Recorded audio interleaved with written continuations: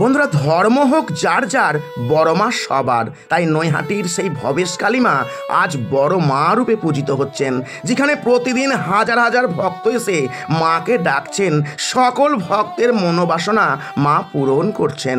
তাই চলে গিয়েছিলাম নৈহাটির বড় মার কাছে সকল ভক্তের জন্য আশীর্বাদ নিতে। মন প্রাণ দিয়ে যদি বড় মাকে ডাকেন, তাহলে বড় মা কাউকেই খালি হাতে ফেরান না। তেমন একটি ঘটনা মন্দিরের পূজারী আমাদের জানালেন। এটি আগের বছর 2024 সালের মায়ের কাঠামো পূজার সময় এক মা মন্দিরে এসে প্রচুর কাঁদছেন। পূজা শেষ, পূজারী জিজ্ঞাসা করলেন, আপনার কি হয়েছে, এত কাঁদছেন কেন? মা বললেন, আমার কন্যা খুবই অসুস্থ, হাসপাতালে ভর্তি আছে, কিছুতেই কিছু করা যাচ্ছে না। ডাক্তারবাবুরা বলেছেন 72 ঘন্টা না গেলে কিছু বলা যাবে না। তাই মায়ের কাছে আমার কন্যার জন্য প্রাণ ভিক্ষা চাইতে এসেছি। পূজারী বললেন, ঠিক আছে, দাঁড়ান। আপনি যদি মন প্রাণ দিয়ে মাকে ডাকেন, অবশ্যই আপনার কন্যা সুস্থ হবে।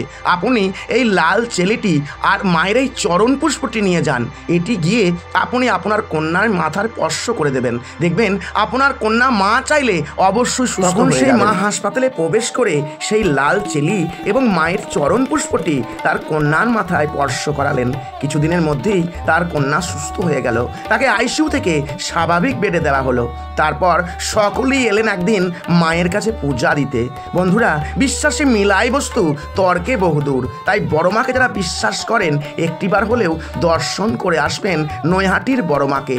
সকলেই বলুন, জয় বড় মায়ের জয়।